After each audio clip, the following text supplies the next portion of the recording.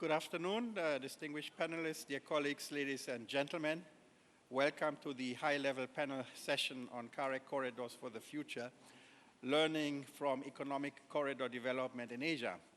First of all, allow me to take the honor to introduce our distinguished panelists. And I should say that you see there are 2 seats vacant because 2 of our panelists were at the round table with Madame Lagarde and the National Bank, and they are on their way here, so they will join us in a short while. But being mindful of time, and we all have commitments, I thought we should get started now. So let me introduce, by no particular order, Mr. Xixin Chen, who is the Vice President of the Asian Development Bank for Operations 1, which covers this area as well as South Asia. Then we have Madame Gulru Jaborzada, who is the Deputy Minister of Economic Development and Trade in Tajikistan. Mr. Sultan Akhmatov, who is a Director of Aid and Strategy Department in the Ministry of Economy in the Kyrgyz Republic. Then we have here Mr. Paul Valley, who is the Program Leader for Connectivity and Infrastructure at the Central Asia Office in Almaty, working for the World Bank.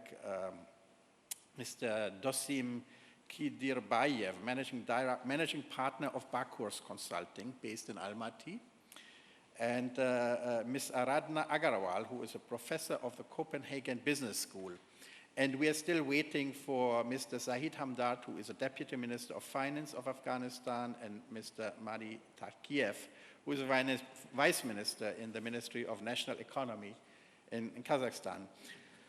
We are really pleased to have such a high-level representation, and I'm very honored to moderate this important session. Allow me to introduce myself. My name is Werner Liepach. I'm the Director General for the Central West Asia Department of the Asian Development Bank.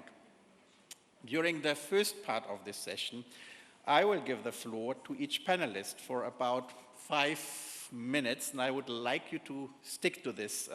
I know it's really difficult, but please make an effort. So 5 minutes to respond to a specific question that is related to today's topic, which deals with the corridor development. And then to facilitate after that, I will invite the views and questions from the audience. And then to facilitate the discussion, we have also circulated a background note, including a list of guiding questions that has been circulated prior to the session. If anybody is interested in the guidance note, we'll be happy to make that available if you don't have it by now. Let me say that Carec countries, and Carec really is Central Asia. For those who don't know it, it comprises the core of Central Asia, all the stans, but also Afghanistan, Pakistan, Georgia, and Azerbaijan. So these countries have been pursuing economic corridor development as an effective tool to boost economic growth and development. We have some success stories and experiences, as well as some lessons that have been accumulated across countries in Carec and other regions. And experience and knowledge sharing are conducive for cross-learning and synergy building in developing Carec's future economic corridors, and that's why we're here today. So in this session, we will discuss regional economic corridor development potentials in the Carec region, share Asia's economic corridor experience and lessons, and deliberate on regional approach and policy implications for regional corridors and Carec in particular. And I thought I would now like to invite our distinguished panelists to share their thoughts on key questions of our background note. Mr. Hamdard, thank you for joining us. Great that you could make it. I know that was very interesting, the other panel, but this is even more interesting, so thank you for joining. Coming back, I just introduced the topic, and we'll have a couple of questions today.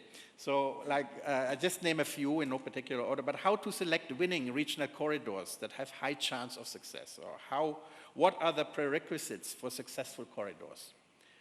In what ways can cross-border special economic zones and industrial parks promote economic corridor development? And what are the requirements for establishing successful special economic zones?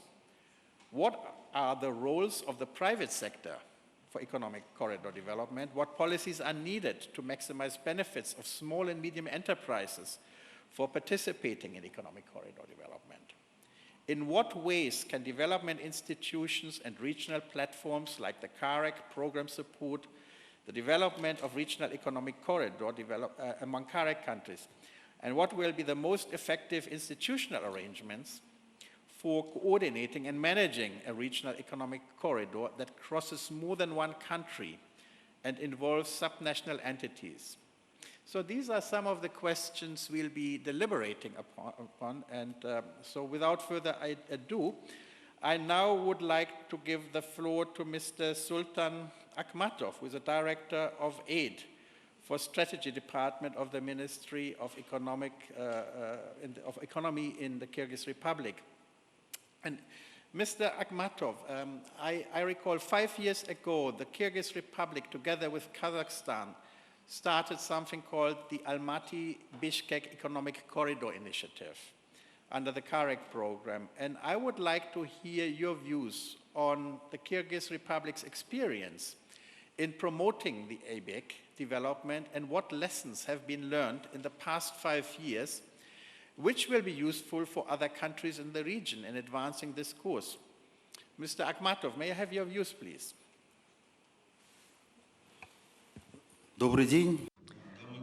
Good afternoon, ladies and gentlemen. I would like, first of all, to thank the hosting country, Kazakhstan, for organizing the great organization of the Economic Forum, for the warm weather, and for your warm hospitality. And I would like to thank the Asian Development Bank. Thank you for participation in the organization of this session. I would like to share our experience, but it's not only bilateral, but multilateral development through different economic corridors has lots of upsides. Of course, we need time to see the final results, but after 5 years, I can state that many issues that we used to have between our two countries, they have been resolved. And I would like to say that our integration in the Eurasian Economic Union has been positively affecting our expansion of our trade links. As for the economic corridor, I would like to say that under this initiative, we are holding our regular meetings with our counterparts, with colleagues from Kazakhstan. And as you know, under our subcommittee, we have created working groups on tourism, working group on agriculture. And during our regular meetings, we have identified those details that are hindering the processes that we would like to be moving faster. If we look at the tourism sector, I can see that so we can see new forms of tourism, for example, medical tourism. In this context, we see that we need to discuss broader issues, not just economic corridor issues. There is an urgent issue about tourism that we need to create a cluster for tourists who come to Kazakhstan or Kyrgyzstan. They should see our region as a whole. And according to statistical data, as you know, the Central Asia region has a population of more than 71 million people. So this is quite an interesting market, not only for the economy, other sectors, but for tourism as well. And here we would like to continue working more actively on expanding these opportunities so that when tourists come to Kyrgyzstan, they could freely move to Uzbekistan, Kazakhstan, Tajikistan, and this would enable attracting tourists to our region as a whole.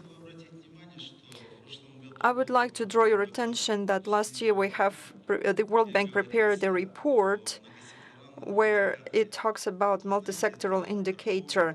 This is trade, this is direct investment, and tourism. And unfortunately, the report gives information that development of our economic ties is not at its best. I think we should pay attention to that. But as I said, such work doesn't happen quickly. We should institutionally prepare and move forward. And if we talk about regional corridors, I think with the help provided by ADB, if we look at the sub-region Big Mekong, the data is impressive. And trade increased 82 times, actually, within that region. Investment increased 11 times. Tourism increased almost twice. So this is a great example. We should learn the lessons. And as for our corridor, I think there are some nuances, but we understand as Kazakhstan and Kyrgyzstan, we are members not only of Carec, but we are also members of Eurasian Economic Union and of the World Trade Organization. So we have many platforms where we could discuss these issues that we are facing now, and whether we are projectable, easy to forecast for business, predictable, then the business would invest in this economic corridor and receive profits. It depends whether our economic corridor is successful. It will enable our colleagues. As I understand, there is an idea to create another economic corridor, Shymkent, Tashkent, Khujand. By using our example, I think this would be very useful to use this experience for the new corridor. And those issues about entrepreneurship, we are resolving them, but as I said, we need to be predictable. We need to create enabling, comfortable environment for the movement of tourists and businesses.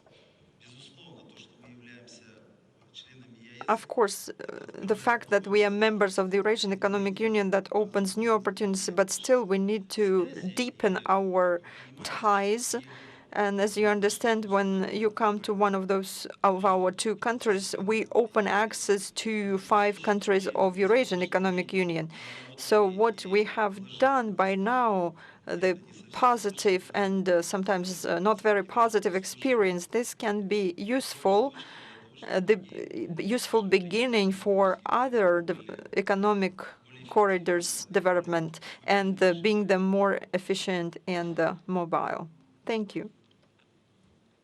Thank you very much, Mr. Akhmatov. I think you raised a couple of very interesting points. First of all, I've been watching this for the last 5 years as well.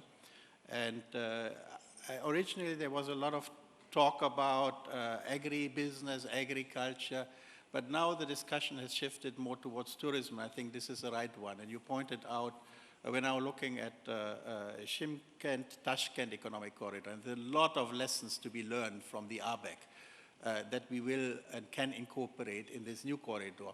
But tourism really is something which is attracting a lot of attention these days. ADB had an annual meeting just about 10 days ago, and there was a discussion about tourism in the region, and it was clear that tourism is not a national matter. Tourism is a regional matter. Nobody wants to visit just one country. People want to visit a region. And if you look at Almaty, a visit to Almaty is not complete without visiting Bishkek and Kyrgyz. And I think so there's a lot of attention and focus on this. I'm very happy now also to welcome Mr. Morita, the Vice Minister of National Economy of Kazakhstan. Thank you very much for joining us. I know that you were also in a very interesting meeting, but as I already said, this is even more interesting. And I would like to pass on the floor to you. We just talked about Kazakhstan, Kyrgyz, Almaty, Bishkek corridor, and we were listening to Mr. Akhmatov. But I would like to give the floor to you and I'd like to know, Kazakhstan has been actively advocating economic corridor development, including special economic zones, industrial parks. As I mentioned before, Kazakhstan is a participating country in the Almaty-Bishkek corridor, which was meant to be the first cross-border economic corridor under Carec. They are also participant in the new trilateral economic corridor among Shymkent, Tashkent, Kujan cities and the surrounding oblast. And I'd be interested to learn if you can kindly share Kazakhstan's experience in special economic zone development and the roles in promoting economic corridor development, and also your experience and perspective, how you visit the ABEC initiative, as well as the new ongoing trilateral corridor initiatives. Mr. Takiev, please.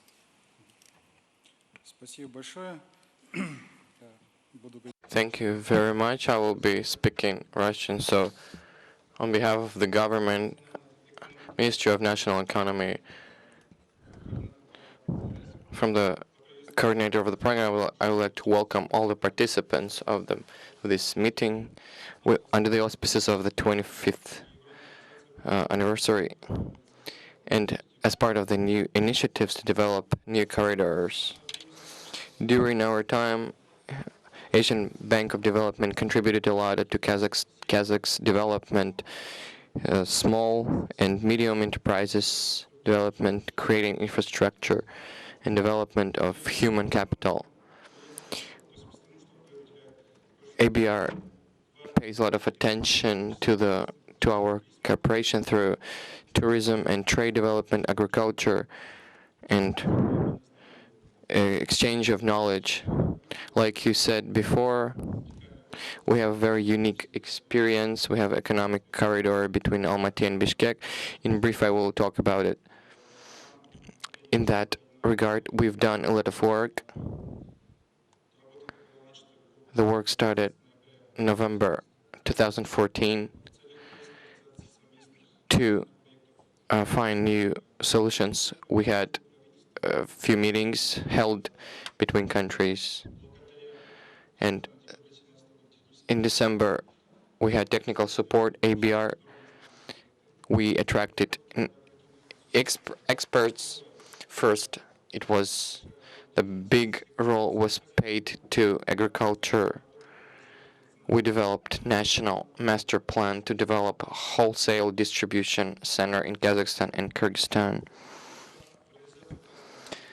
In this master plan, in December 2018, we approved new technical support, $2 million USD.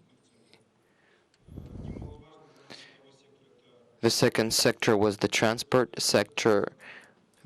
We introduced reports to develop new recommendations for Kazakhstan and Kyrgyzstan. And we're working in new car transportation between Almaty and Bishkek and between their airports. Today we're expecting evaluation of the economic influence of the road between Almaty and Isykyl. Fourth, we started the work on master plan for mountain region, Almaty-Bishkek. This will give momentum to the development of the tourism industry. Now, we already mentioned that in social sector we developing evaluation of the medical laboratory and center to improve knowledge. We welcome ABR's contribution to the social development in our region, Central Asia. As for economic corridor, Uzbekistan, Kazakhstan, and Tajikistan, it's a work in progress. We approve technical support. We are ready to work in that direction. Now we are analyzing and estimating the economic state between countries, cities, Shymkent, Tashkent, Khujand, and the neighboring areas. Now, technical support is in the initial stages.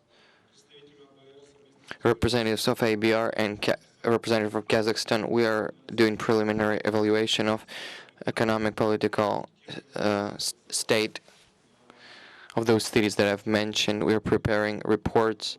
We think that after today's meeting, we will pay special attention to the development of those regions.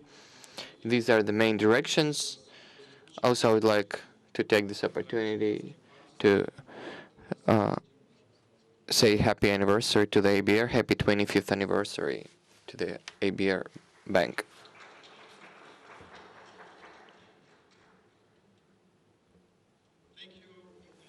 Mr. Takiev, for sharing your thoughts and also congratulating the ADB. I now would like to go down the border a little bit and would like to call on Ms. Guru Jaborsada, who is the Deputy Minister of Economic Development and Trade of Tajikistan, to share her views.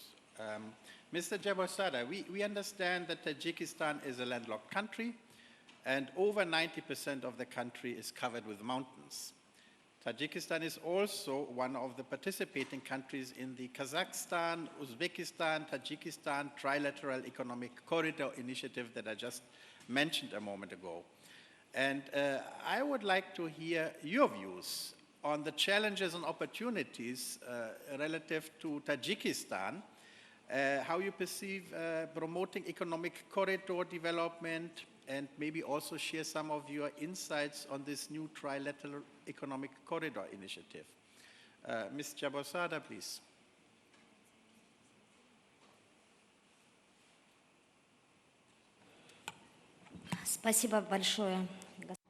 Thank you very much, Mr.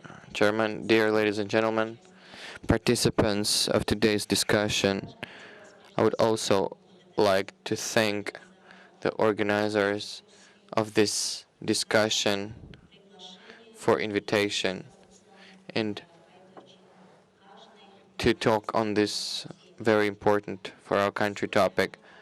Today, as you know, the world is faced with challenges and threats. There is a still crisis going on in global economy, and there's a rising rate of sanctions, trade wars, and regional conflicts are still posing danger for the humanity. So our countries are faced with different problems. In that regard, I'd like to say that Carec region is the bridge and connects biggest global markets, and this program, this platform, it becomes new, it has new significance. We know that development of economic regions, of economic corridors in Carec has huge potential, and even though there are some current problems of economic corridor development, it gives us huge opportunities to strengthen economic trade integration. For the past 20 years of the economic cooperation, as part of Carec, our countries have achieved significant results in areas as transportation, trade, which is evidenced by many successfully realized projects, and with confidence we can say that they put foundation for further development of economic corridors. In 2017, in Dushanbe, at the ministry conference, we have approved a strategic program of Carec 2030, and the development of economic corridors was seen as a priority to increase competition through improvement of logistics, decrease of production costs, and stimulation of politics and investments for urbanization. On the way to development economic corridors, we have challenges and there are certain difficulties.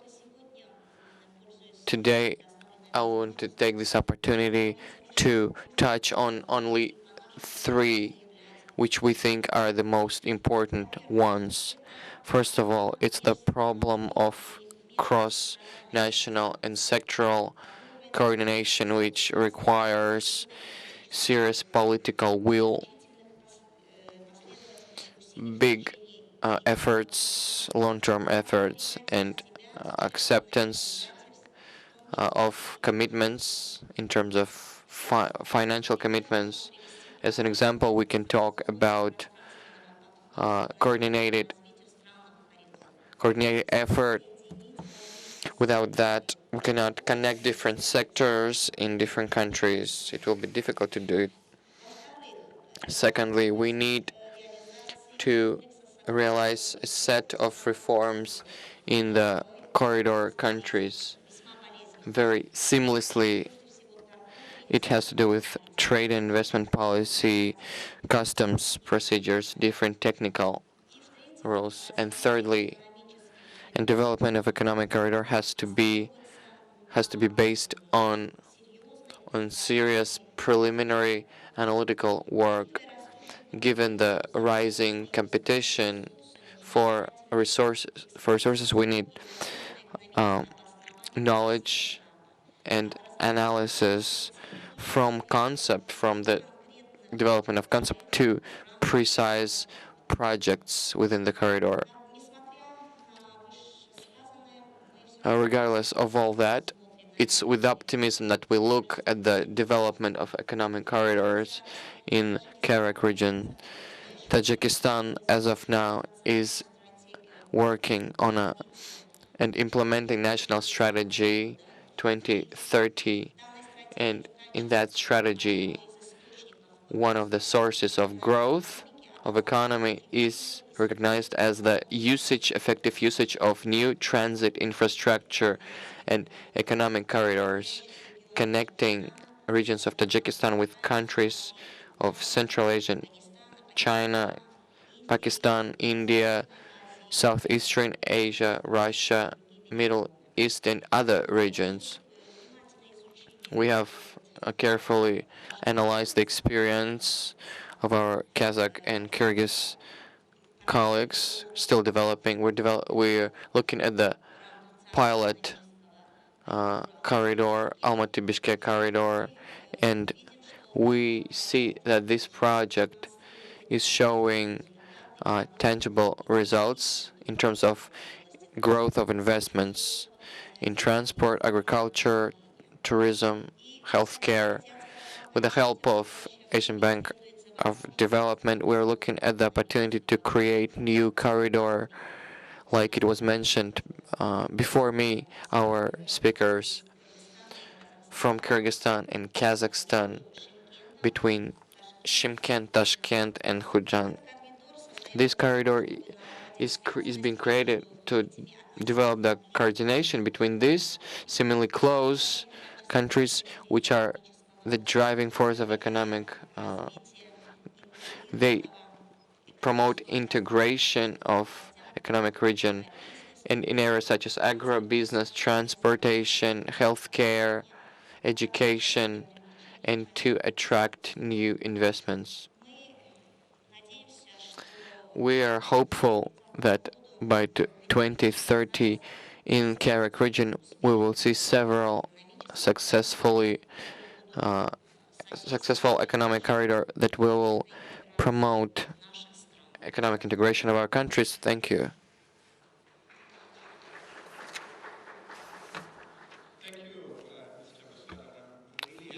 Спасибо большое. View on economic corridor development and that this is part of the national strategy. And I think, yes, there's much to learn from the Almaty-Bishkek experience, and I'm sure we will reflect that in the Shymkent, Tashkent, Kunjan corridor, and look forward working with you.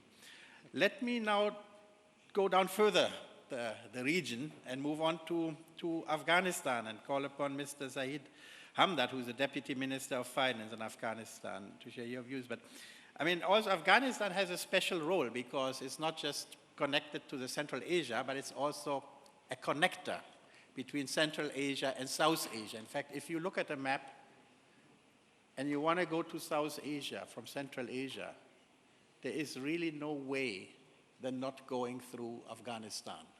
And I think this is a tremendous potential people have not yet realized.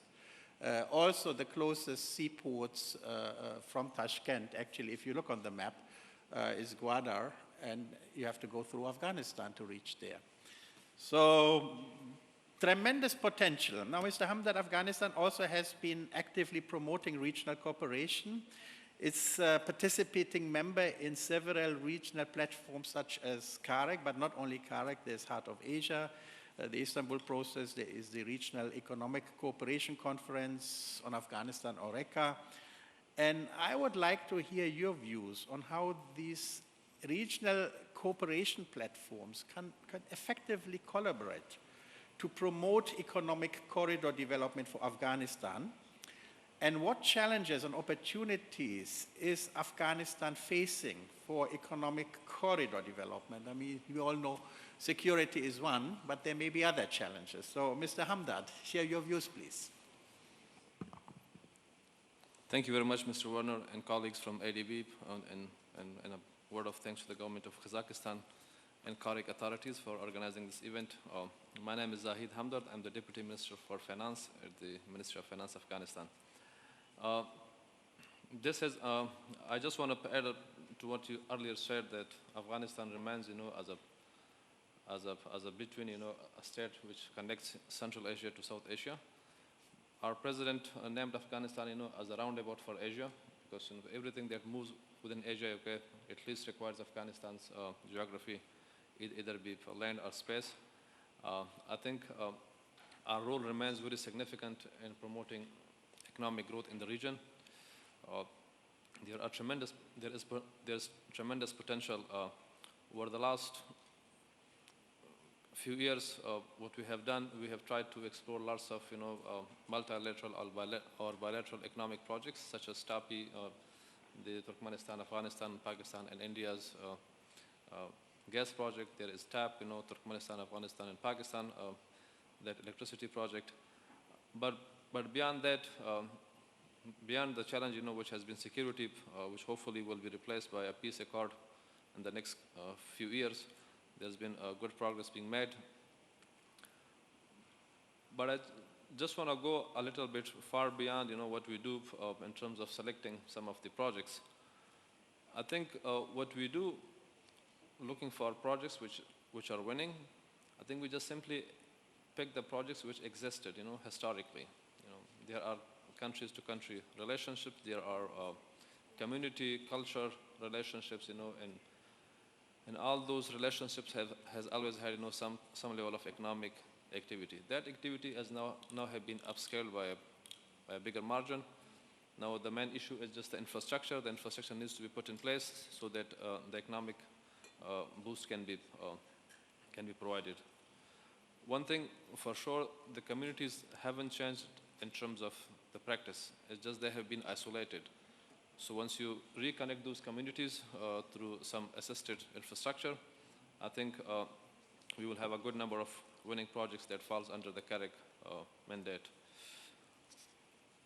As a baseline, we have been very much supportive of the Carec initiative in the region. On behalf of the government of Afghanistan, we have interestingly and participated in all these events. I think Afghanistan and all its, with all its 6 bordering countries, we have some level of trade that connects to the larger region. One thing I would say, what can be assessed in case, so that we can pick one project. I think international development agencies, in this case, which has been ADB, needs to assess countries like Afghanistan, and many other in the region that lacks both the capacity to do economic assessments and plus, of course, provide the resource that's needed.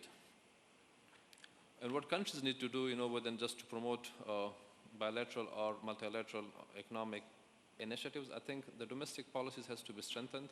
There has to be a lot of alignment between countries' domestic and trade policies so that, trade can be facilitated. On the ECEs, special economic zones, in IPs, the industrial parks, what unfortunate part has been, because we have been isolated, there has been a lot less collaboration between countries. We do establish lots of industrial parks right in the center of our countries, like very much in the middle of the countries. But just imagine if these industrial parks would be somewhere, placed on borders, which kind of connects different countries. It will just help us to shift the focus, from the domestic market into regional market. You have a degree of efficiency in terms of, bringing the labor, bringing, the skilled person. You reduce the cost, and you can easily exchange, on skill sets. And plus, in the case of Afghanistan, our thirst has been for energy, the way the thirst has been, in South Asia. So what we are trying to focus on, build more industrial parks on the northern part of our country, which connects with Central Asia. So, you have that energy supplied at a shorter distance, at a lower cost. And then, of course, investing a lot into infrastructure, which is road and some other aspects, because that domestic or those commodities has to be circulated across the country and being exported. What private sector can do, I think there's no way that we could exclude the role of private sector. Government can always enable the environment for private sector investment. Government's resources are always, rare. If governments can be able to provide those basic services, and be a good regulator on the private sector, I think, that's the best job governments can only do. Private sector brings sustainability because, there's a sense of ownership to every single investment. Governments has always had, a lot on their plate because they cannot be good business organizations because governments are usually big. Honestly, Afghanistan being, a country that has now moved on, from a very socialist state, into a market-led economy plus, lots of democratization efforts across institutions. We've been going through a lot difficult time, mainly because, the government size continues to grow because you just have to adopt to different international standards. But I believe that will be natural because, many countries that goes through such phases, they will find out, that, and then they will be able to retract back. I think private sector has the capacity to chain up, with local communities, with SMEs to help strengthen the supply chain. So there's something, but what government could do to provide, the framework where investments are secure, being protected. What these international institutions can help governments, in our case, ADB has been very much instrumental, in helping promote our infrastructure, especially the roads and the energy sector. International organizations, they have the resources, but most importantly, they have the knowledge and practice. So how they can, bring that knowledge and practice to countries which are either, post-conflict or falls, on the lowest scale, of the economic development or the developing countries. Usually, developing countries they are developing by many different aspects. Either the private sector isn't at that level that they could invest in bigger infrastructure. So you look for organizations which can also bring the capital, either through borrowings or through any other loans type of arrangements. So, but then there is a question that for how long you can continue on borrowings. What we believe, borrowings would be fine as far as it doesn't distort the fiscal healthiness of a country. If you could do, a good level of assessments that borrowings helps, promote infrastructure that will hopefully, return a lot, into economic incentives, and that doesn't distort the fiscal stability of a country. That's the only options, that countries can help develop their their infrastructures. The question is about the institutional arrangements. How do you work with these international organizations?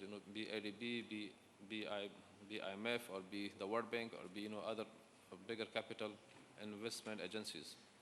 The coordination has been one issue. Luckily, through Carec initiative, I think there has been a lot more collaboration between countries in the region. And this is one example that there have been around 13 countries at around one table. And this is this is what collaboration is, because we listen to each other and we learn from each other's experiences. One thing more important for how institutional arrangements can be strengthened, I think countries do really need to invest a lot into their institutional capacities. When there's trust, by private sector and by international organizations to work with institutions, I think that's where, things will start. So this is pretty much, and from our experience, we have had a lot of trade with Pakistan. Now the trade has shifted a lot toward the Central Asian countries, and that's because of some of the bilateral and multilateral arrangements between governments. We are having one of our largest, most of our procurements now, we have this state-to-state agreements with Uzbekistan. So the manufacturers which are there in Uzbekistan are actually, the sole supply providers for all automobiles. So these are the type of arrangements that we have entered into the region with countries. But these are like really small things. Afghanistan can really serve, only through TAPI. The estimates are that you would be earning around plus 500 million a year just because of the rent. But these projects are now delayed for different reasons, but the main reason has been the security, and plus, of course, the lack of capital to complete the projects. So this is Warner. This is our thoughts and experience from the region. And if there will be any questions, so hopefully we'll. Thank you. Thank you. I think we'll have time for questions from the audience after we heard from all our partners. But it was really interesting to listen to you, to the many challenges, and you pointed out those challenges. Certainly capacity and money are important challenges, but it goes beyond. And there is an important need for the private sector to get involved, a need to pick the right projects. I think we all know this. If you pick the wrong projects, then I think we're doomed from the beginning. So and this is very important also. It can be at the local level to build supply chains, but it can also be some big infrastructure projects. Now, of course, like you mentioned, TAPI, they are very complex. We're talking about the railways, they are very complex. And you talked about the role of the IFIs to both provide knowledge, money, help institutions, but also don't distort. Now we talk about the IFIs, and you gave me the perfect transition now. We have heard from 4 of our member countries. Let's now go for the private sector and the IFIs. We have 2 IFIs and 2 private sector representatives here. So let me turn to Vice President Chen of the Asian Development Bank. And we all know that the ADB has been actively supporting economic corridor development work in Asia, and in particular through a few regional cooperation mechanisms, and Carec is just one of them. And we would like to hear your insights on ADB's experience in promoting regional economic corridor development. And it would be good if you could share your views on how development institutions such as the ADB or World Bank or EBRD and regional platforms can better support regional economic corridor development. Vice President Chen, the floor is yours. Okay, thank you, Chair. As you mentioned, we just finished the ADB annual meeting, the 52 annual meeting in the Fiji. During that meeting, I also attended it. There was 2 activities. One is the high-level discussions on the Carec cooperation. Another one is, like today, it's a panel, very high-level panel. Plus President Nakao attended, Srimani and other ministers attended. So that talk is on tourism of Carec. So full of ideas. But I just felt that its demand is so high, and the willingness, the like to cooperate with each other. So then this is the momentum there. So make me feel like, okay, ADB, as Chair mentioned, we served as the secretariat of Carec. And also then so many years we've been working with the member countries. So how ADB can work better? This kind of, it's a very big pressure for us and also responsibility for us.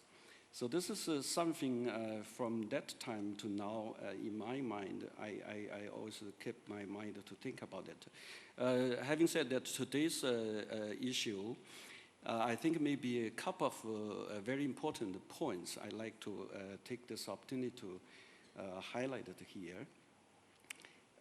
Talking about economic corridor development, I think for the Carec, the first one important thing is how to really move from the transport corridor to economic corridor. So like Carec actually started this transport corridor, 6 corridors, physical corridors, just moving people, moving goods from one place to another. So this is to try to build the connectivity. But that is not a kind of fully sense of economic corridor. But if you want to move from there to the economic corridor, it's not an easy thing. So this is one of the challenges. I think we're trying 3 ways. The first one is try to focus on the strategy. So we introduced the economic corridor development approach since strategy 2020. And also further endorsed that in the strategy of 2030. So I think this is the first efforts on the strategy level to deal with that. Second is to try to learn from other areas. I came from China, so work a lot on the GMS. So now ADB also is the secretary of GMS. Lots of experiences there because that started in 1998. So like some figures, like GMS, after introduce the economic corridor development, the intra-GMS trade just increased 8-folds using that, so high, 80 folds. FDI increased about 12-folds.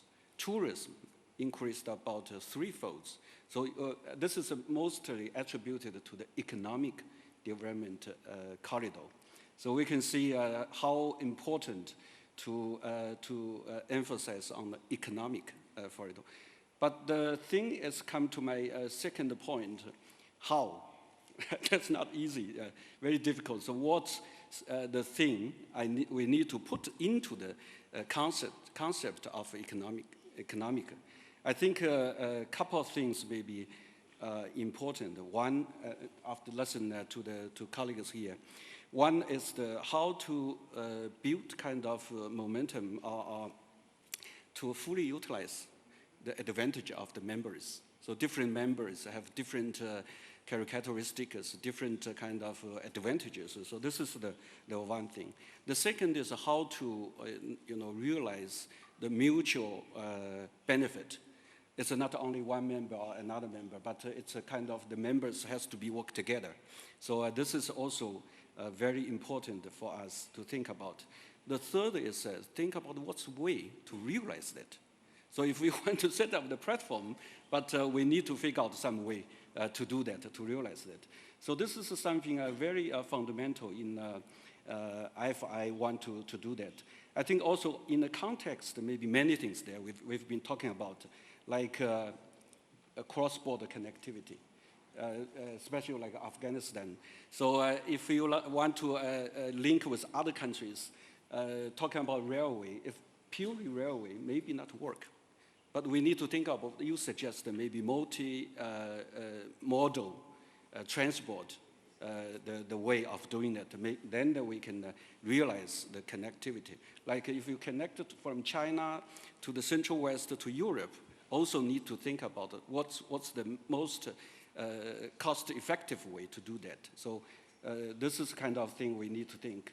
Also, many things like cross-border city centers we need to link together. So how to define the centers can work together, have different kind of advantages.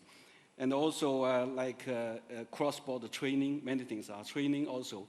cross-border economic zone, talk about a lot of economic zones. So like Uzbekistan and Kazakhstan is talking about international trade region cross-border. So how the can be realize the benefit with each other. So many things like there.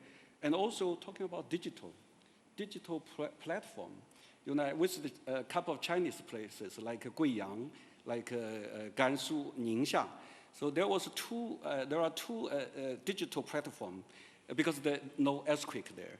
No, the temperature is always under 16% Celsius degree. So it's good for the data, the center to build there. So all the world, they just put the data center there. So this is many things. Tourism as well. How to build up the tourism. How to make the tourism sustainable.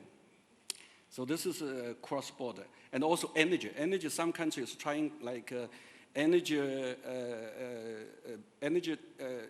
exchange bank. So this is also all the ideas there. I think this is something I think ADB and other IFIs is thinking very deeply about what's the economy. So promoting economic corridors. So economic is most important things that.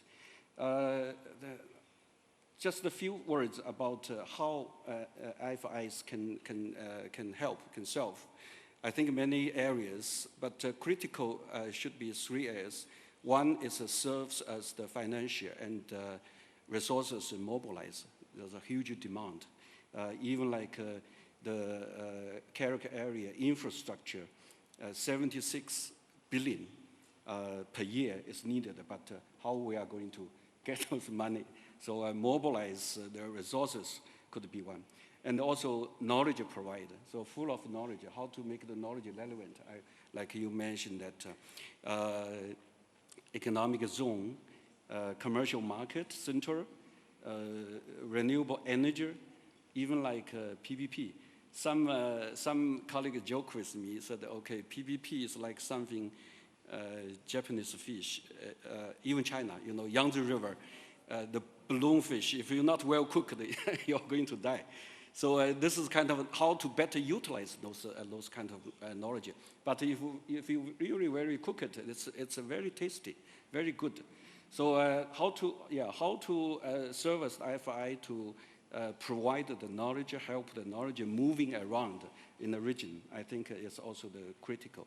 And the last but not least is we would like to serve as like a synergy builder. So many momentums there, so how can we build them together? Many thoughts, many ideas, many mechanisms. So like we are trying now is that first of all, we have Carec, we have GMS, we have SASEC in the region. So how the region can integrate it together with those mechanisms. And also they can link together, even like India, the East Coast corridor, they link to the Myanmar and then they link to the GMS. So those kind of efforts there. So the thing, also Carec is working with the BRI, the Belt Road Initiative. So we had the high level cooperation with each other, the meeting together. So how the IFI serve as the platform to make all those kind of efforts together. It's still a kind of a challenge for us. A lot of substance and the constants there. So how to make it happen? So this is also challenge, a question, and the responsibility for us. So let me stop here. Thank you. Thank you, Vice President Chen. And I thought that was really interesting because people always talk about money and knowledge. That is certainly something that IFIs can do, but you also pointed to the role of convener and integrator to bridge actually different interests. And I think this sets ADB aside, or IFIs aside from just the private sector or the governments itself, that you actually facilitate and sometimes also introduce reason beyond politics. Sometimes political ambitions are great, but the economics don't match, and I think IFIs have a role to play. You also pointed out, of course, the challenges, how you move from an economic corridor to a transport corridor. The three things that you need to have a strategy, you need to learn from experience, and that's why we are here today, and also that things have to be demand-driven, and you mentioned tourism as example. Now let's move on and call up on the other big IFI involved in regional cooperation, the World Bank, and maybe I listened to Mr. Paul Valley, the program leader for connectivity and infrastructure at the World Bank's Central Asia office here in Almaty.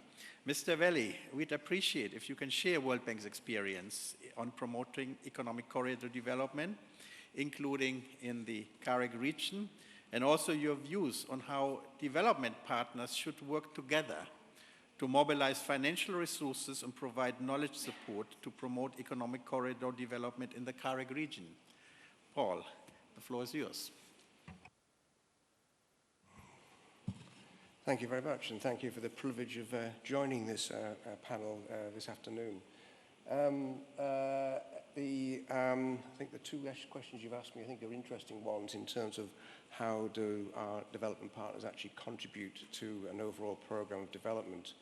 I think as Vice President Chen has actually introduced a few minutes ago, I think one of our main roles is as a convening agency. How do we actually help the local governments to actually address issues that they are presenting for us to actually work with? One of the areas that I think that we can bring to this is not only your financial muscle, but also the analysis that we can bring to these projects. A case in point is a recent report that was prepared jointly by ADB, the UK's DFID, the Japanese agency, and the World Bank, was looking at transport corridors and looking at how we actually use transport corridors for wider economic benefits. And this actually speaks to the point that's been raised by many on the panel already, is that there are many different flavors of corridors. Typically, we think of a corridor as being a transport corridor, but we also, I think as the Vice President mentioned, we actually want to build these into economic corridors. We have digital corridors, we have knowledge corridors. But I think the important point here is that we should be looking beyond just one use for a corridor. How do we actually bring all of these additional benefits into the program? The other aspect of this is that we've learnt across the world on how corridors can be developed well, how we actually can develop the maximum benefits from them. And it's important that we, as I say, we actually look beyond the obvious. The other thing that we need to look at beyond looking at different parameters is, do we understand how a corridor is going to develop? There's many spatial impacts on a corridor, which means that you may, I think we talked today about various corridors connecting A and B, but how does it affect the towns, the cities, the villages along the way? And some of the work that we've been doing recently is showing that in fact there is a distribution of benefits. These benefits could be positive, but they could also be negative, and we actually need to understand how this is going to happen. At the moment, the actual tools that we have to analyze this are still being developed, but we've got enough now to be able to look at trends. We can look at as we actually, for example, if we actually reduce the trade barriers at a border, how does the actual benefits from that reduction of trade barriers flow across a country? And what we can find often is that one big centre could actually gain a lot from this and develop very, very rapidly, but there could be other smaller sectors that might actually have smaller centres that might lose out. So this becomes important for governments working on this corridor to understand that we can't just simply talk in terms of how many extra vehicles we're going to have running along a corridor, but how is it going to affect a particular village. Maybe they're going to find that the actual jobs they have are going to move to a larger centre. So what are we going to do for those people? We can't just ignore them. We need to look at a policy that's going to allow them to either gain from the benefits of the corridor, or in one case, you may even want to actually think about how we can move them. But we must do this in a way that actually ensures that everybody gains. We don't want any losers. the other another area beyond the normal thoughts that we have on a corridor is that we may have a very successful corridor in terms of generating, for example, extra traffic. But extra traffic also means extra emissions. So how is that going to affect the people that live along the corridor? Is it going to be somewhere that's going to be attractive for somebody to actually come and open a business? If when they come to the site, they want to open the business and they find that they've got heavily polluted air. So again, we need to think about what's the actual impact going to be beyond just simply having more vehicles running down the road. In terms of the development partners working together, I think what we try to avoid, and I admit sometimes we're not successful, I think we have to try maybe a bit harder, but I think we have to try and avoid where we have a discussion that's purely within the development partners. And here it's very important that we set up fora that are actually run by the client governments, so that we actually ensure that they're driving the process, that the issues that they're concerned to our client governments are actually the front and center, and the way we actually address these issues. I think with the Carec, we have one organisation that actually is a good venue for events such as this, and also the events we have with the senior officials and the ministers, plus the various working groups. But I think also Carec tends to look at the bigger regional issues. I think there are also forums that we actually could work together on looking at more local issues. And to some extent, this is something we do. We actually meet quite regularly at the country level. But again, I think the important thing is, as a development partners group, we need to make sure that we're actually running these for governments, not just for development partners to talk to each other. So perhaps I'll stop at that. Thank you. Thanks, Paul. And I think a really important point you made at the end, the importance to not have silos or separate pillars, but to really integrate and work together both with the clients and development partners, but also the private sector. We heard that earlier, and that gives me the perfect bridge to move on to the private sector and hear from the private sector. How is the private sector assessing things? So let me call on Mr. Dosim Kiderbayev first, who's a managing partner at Bakur's Consulting, based in Almaty. And Mr. Kiderbayev, I understand the private sector is a driving force for regional economic corridor development. Everybody was saying this here in the panel. And of course, a successful economic corridor necessitates a strong partnership between the public sector and the private sector. In your views, what are the key challenges confronting the private sector in doing business and investing in Carec and other countries? And what do you think should governments and development institutions do to help create an enabling environment and sound investment climate? So I'm now asking you on specifics, not private sector, governments should create a sound investment climate, because everybody said this. I'd like to have more specifics. What actually specifically would need to be done to make this investment climate good? And where do you see opportunities for the private sector in participating in the regional economic corridor development in the Carec region? So Mr. Kiderbayev, the floor is yours. Thank you very much. На русском быстрее будет. I will speak Russian.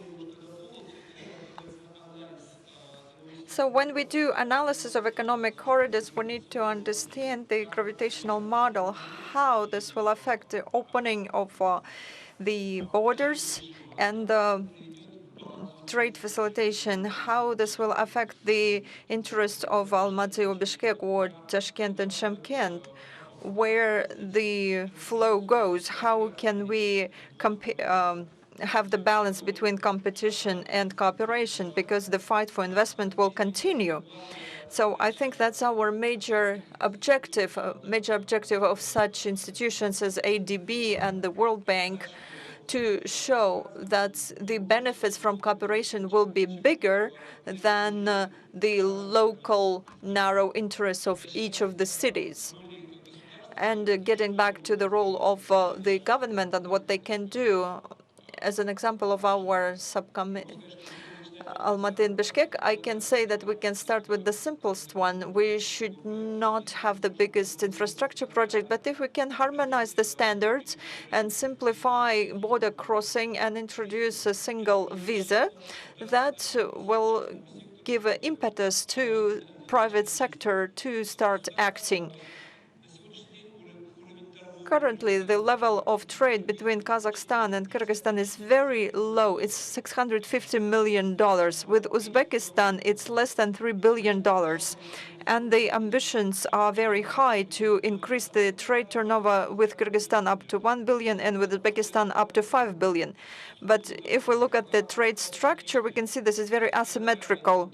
From Kazakhstan, mineral resources are going and grain, and we import mainly agricultural products, vegetables. How to develop cooperation? Economic corridor is an economic agglomeration. This is also clusterization. We have very little level of industrial cooperation, and we need to understand that our markets are more focused on the markets of China and Russia. So if we cooperate within the region, we should cooperate so that we get together to the bigger markets. Also, there was an issue raised that economic corridors is the integration into the regional production chains. The level of regional cooperation is very low, industrial cooperation, and we need to understand that we need to make efforts so that this cooperation is improved. What should be done? First, we need to introduce the tools of protecting and promoting mutual investment and finance international projects, because currently private companies from Kazakhstan, they cannot get funding in Kazakhstan for a project in Kyrgyzstan, for example, or they are not able to get funding for a project. The same Kyrgyz companies are not able to get funding for such projects.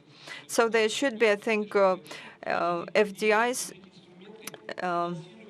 if ADB should work to introduce such tools to stimulate economic agglomeration and make the production chains more complex.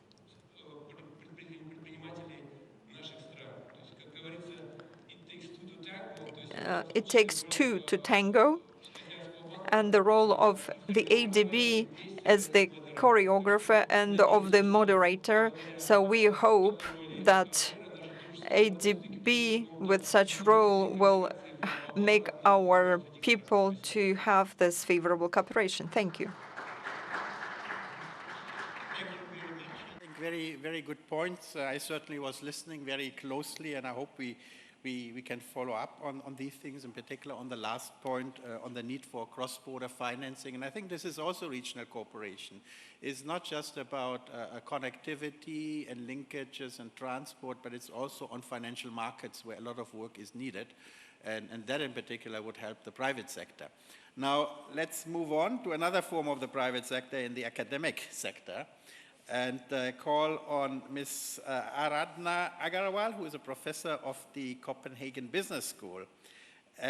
Professor Agarwal, we understand that you have quite in-depth knowledge on economic corridor development. And I'd like to pick your brain and hear from you, what are the key issues and prerequisites for regional economic corridor development?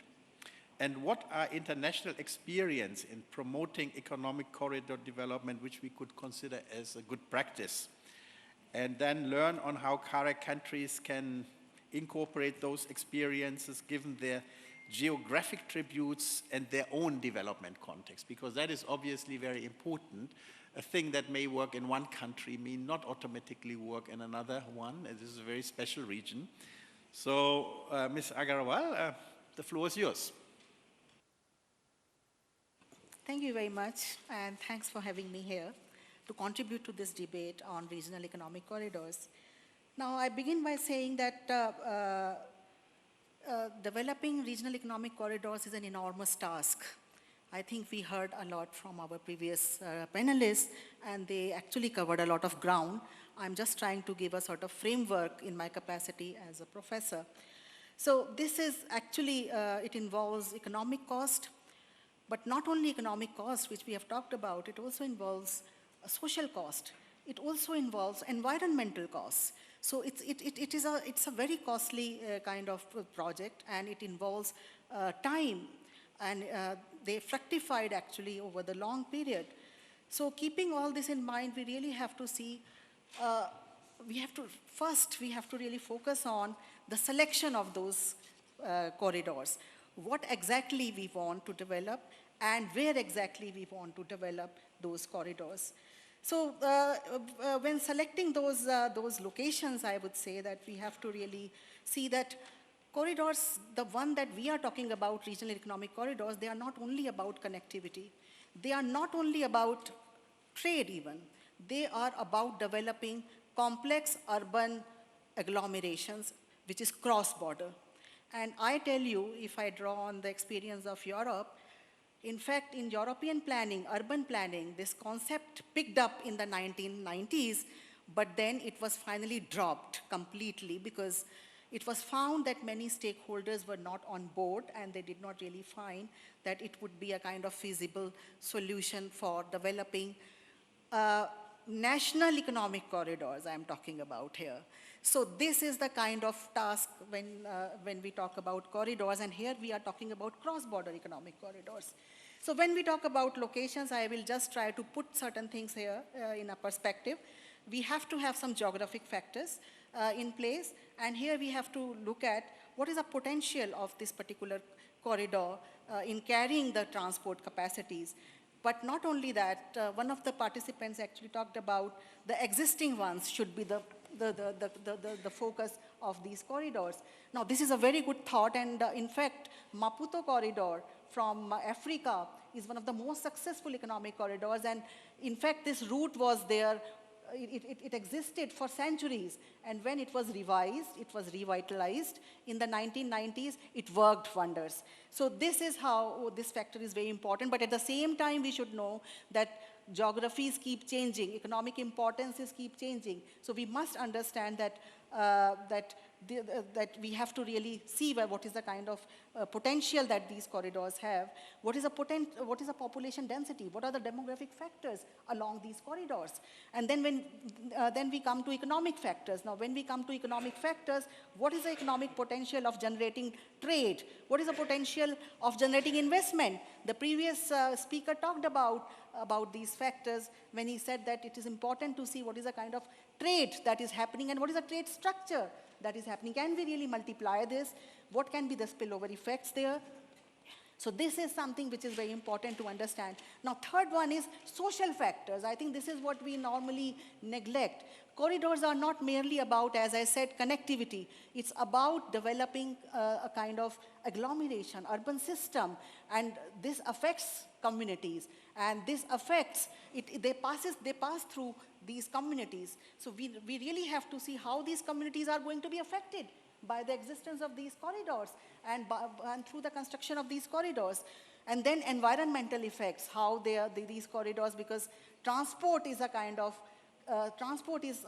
thing which is at the core of these corridors. So they are going to have these environmental considerations, and also the process of industrialization that is going to start, how it is going to affect the environment, because all these effects together really determine whether it is really good to have those corridors or we can really think of some alternative location. So these are the factors that we really must see when we talk about economic corridor. And let me here just add one more point here, like while drawing from international experience, if you look at Europe actually developed only multimodal transport corridors because they are already a common market. For them, it was important that they have that connectivity so that there is efficiency in the movement of goods and services. Now, when we come to the US actually developed trade corridors because for them, connectivity of these production centers and demand centers was very important. So for them, these developing developing value chains was a kind of key factor there. So these were not, they did not really talk about many things. But when we talk about economic corridors, then the task becomes very important. It becomes very complex, and there are several factors that are required for the prerequisite. And with that, I come to your second question, which you talked about, and this is about the factors that can lead to the success of these corridors. And I think the first one is, of course, the location, which I just talked about. But then there are certain strategic factors that we must keep in mind. And the first strategic factor is the strategic planning. We have to have a proper planning of these corridors to develop. It should be integrated into national planning, and this is what this point was raised by one of the previous panelists. But not only that, what is very important is that there should be harmonization of economic policies across border, because this is very important to create regional value chains and to promote regional hubs. In addition, of course, we have to look at labor market. We have to really look at the financial transactions, because one of the problems that comes even in Europe is that when there are difference in currencies across border, then it becomes very difficult to undertake certain financial transactions. So that becomes a sort of barrier, despite the fact that they have a sort of common market. The second point that is very important is the implementation, the strategic implementation, how effectively we can have this kind of implementation. And here, it's very important that there is social cohesion. And this is what actually I was talking about, that social cohesion is very important, that people come together in the regional areas, and they start identifying them as the citizen of that particular area, so that they get connected to that, and they really contribute to the development of that area. In addition, political cohesion. Political cohesion is very important, which means that regional governments should come together and they should contribute to the development of that area. Regional participation is very important when we talk about planning. It's not always about top-down approach, and this is one reason. This is one thing that actually the EU actually took into account when they developed even their multimodal transport corridor. So when it comes to economic corridor, then this responsibility becomes very important, because these are the regional governments who know what are the kinds of challenges, what are the opportunities, what are the sectors. So it is very important to really involve them in the process and then to really bring them together across border, so that they work together and there could be a regional committee for that, even for governing those areas. And then I would talk about the stakeholders. There are several stakeholders, and they involve the governments, they involve the private sector, it involves the civil society, including academia, think tanks. So they should also be on board, and they should actually be involved in the entire conceptualization and the planning of these corridors.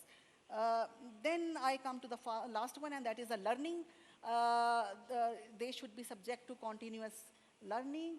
They should be through monitoring and through evaluation of what is happening, and this then should be fed into the sort of learning that is done, and then this learning should go into the implementation of that learning. So this is the process.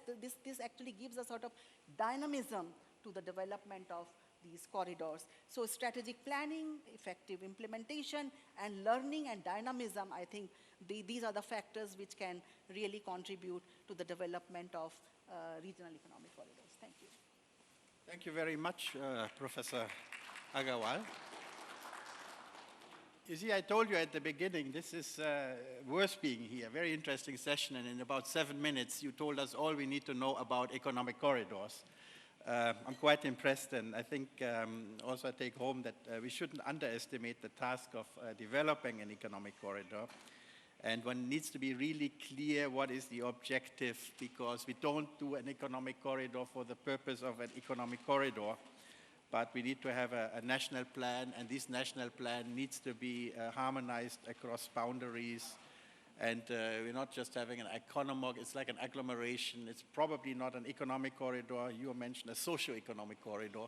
Makes things even a bit more complex, and you said it's a very complex thing. Anyway, we heard from all the panelists. I'm mindful of time. We're pretty much consumed our time. We started a few minutes late. I don't want to deprive the audience of the opportunity maybe to ask 1 or 2 questions, if you so wish. And then I would like you to be very brief and succinct and tell me who you like to address the question to. Any questions from the audience? Do we have a microphone, or how do we?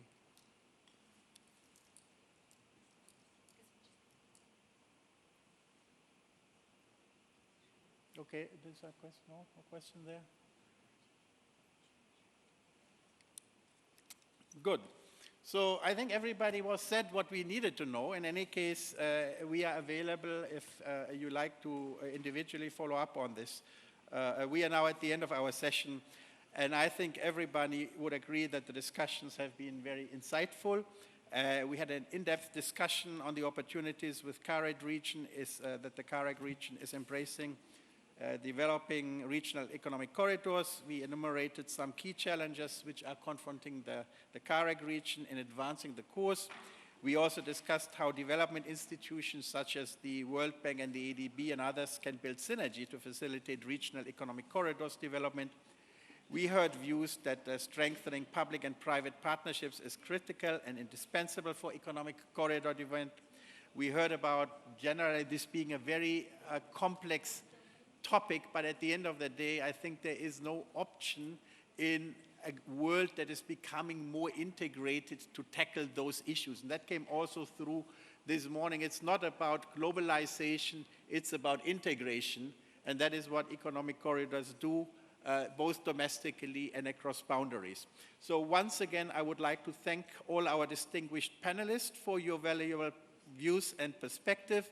And I also would like to thank you all for your active participation, and I hope you will have an enjoyable stay here in Nur-Sultan. Thank you very much, and a big hand of applause for our panelists.